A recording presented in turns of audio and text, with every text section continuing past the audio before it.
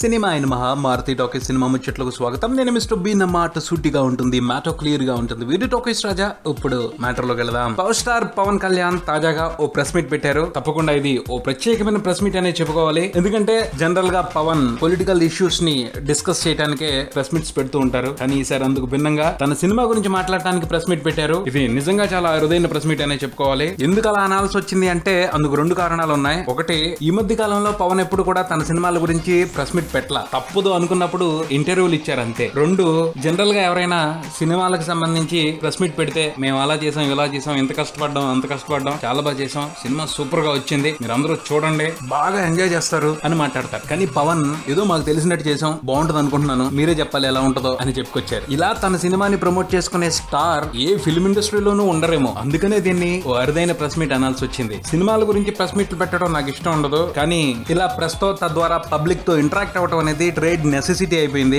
అందుకోసమే పెట్టాల్సి వచ్చింది అని ఫ్రాంక్ గా చెప్పుకొచ్చారే గానీ సినిమా సూపర్ గా ఉంటది, తప్పకుండా చూడండి అని మాత్రం ఒక్క మాట కూడా అనలేదు. నిజంగా అసలు what a person Pawan Kalyan. ఆయన అలా ఎందుకు చెప్పలేదు అంటే దానికి సంబంధించి ఇండస్ట్రీలో టాక్ ఉంది. పవన్ ఎప్పుడు అంటూ ఉంటారంట సన్నిహితుల దగ్గర, సినిమాలో నికార్సైన కంటెంట్ ఉంటే రండి చూడండి అని బతిమలాడాల్సిన అవసరమే లేదు, జనాలు చాలా తెలివిగలవాళ్ళు, వాళ్ళకి తెలుసు ఏం చూడాలో దేన్ని చూడకూడదు అని అంటూ ఉంటారంట. ఇప్పుడు ఈ ప్రెస్ మీట్ లో కూడా ఆ మాటకే కట్టుబడి ఉన్నారు. ముఖ్యంగా తాజా ప్రెస్ మీట్ తో పవన్ కళ్యాణ్ తన అభిమానులకి ఒక విన్నపాన్ని చేశారు. సర్దార్ గబ్బర్ సింగ్ ఆడియో ఫంక్షన్ కి పాసులు ఉంటేనే రండి, పాసులు లేకపోతే రావద్దు, ఇళ్ల దగ్గర కూర్చుని చూడండి అని విజ్ఞప్తి చేశారు. ఆడియో ఫంక్షన్ కి వచ్చిన వాళ్ళందరూ సేఫ్ గా ఇళ్లకు వెళితేనే నాకు ఆనందం, ఎవరు కూడా వెన్యూ దగ్గర గుమ్మికూడదు, అలా గుమ్మికుట్టడం మూలంగా చైన్ స్నాచింగ్ వంటి అసాంఘిక కార్యకలాపాలకి అవకాశం ఏర్పడుతుంది. కాబట్టి ఎవరు కూడా పాసులు లేకపోతే ఆడియో ఫంక్షన్ కి రావద్దు, నేను చెప్తే నా అభిమానులు వింటారు అని పవన్ చెప్పడం జరిగింది. ఆ పైన విలేకరులు అడిగిన ప్రశ్నలకి పవన్ సరదాగా సమాధానాలు చెప్తూ నవ్వులు పోయించారు. కొన్ని సీరియస్ క్వశ్చన్లు కూడా ఫన్నీగా రియాక్ట్ అవుతూ ఆయన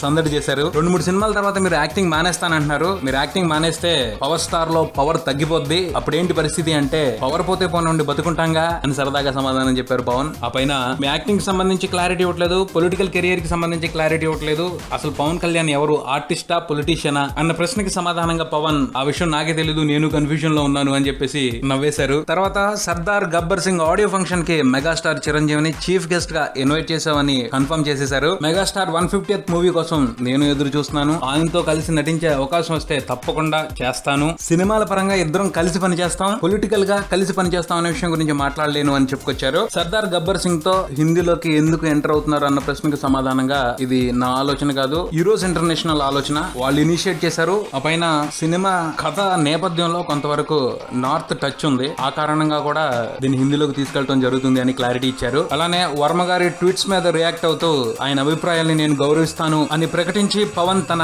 పెద్దరికాన్ని చాటుకున్నారు. ఆ పైన తాను డైరెక్షన్ చేసే ఆలోచన లేదని, సినిమాలు మానేసిన కథా రచయితగా కొనసాగుతానని, తన నెక్స్ట్ మూవీ ఎస్జే సూర్యతో అని చెప్పుకొచ్చారు. మొత్తంగా కూడా చాలా సరదాగా సాగింది ప్రెస్ మీట్. పవన్ చాలా ఉత్సాహంగా కనిపించారు, తనదైన శైలిలో సమాధానాలు చెప్తూ విలేకరులని ఉత్సాహపరిచారు. ఈ ప్రెస్ మీట్ తో అభిమానులు కూడా ఫుల్ హ్యాపీస్. అందరూ కూడా మార్చి 20న జరగబోయే ఆడియో ఫంక్షన్ గురించి ఆతృతగా ఎదురు చూస్తున్నారు. ఛానల్ తర్వాత ఆడియో వేదిక మీద పవన్ మెగాస్టార్ కలిసి కనిపించబోతున్నారు. అలానే మరోపక్క దేవి రాకింగ్ ఆల్బమ్ ఎలా ఉండబోతుందన్న కుతూహలం. మరికొన్ని గంటలు మాత్రమే మిగిలింది ఫంక్షన్ కి. చూద్దాం ఈ ఫంక్షన్ మెగా అభిమానుల్లో ఎటువంటి ఆనందాన్ని నింపుతుందో. paisamin.com ద్వారా ఆన్లైన్ లో ఏదైనా కొనండి, ప్రతి ఆర్డర్ పైన ఎక్స్ట్రా క్యాష్ బ్యాక్ పొందే అవకాశం. ఆ క్యాష్ బ్యాక్ అమౌంట్ ని మీ బ్యాంక్ అకౌంట్ లోకి ట్రాన్స్ఫర్ కూడా చేసుకోవచ్చు. ఇది పూర్తిగా ఉచితం. ఇది బులెటిన్. మరో బులెటిన్ తో మళ్ళీ కలుద్దాం. Subscribe and keep watching Maruti Talkies. For me mister B and Talkies Raja. Thank you.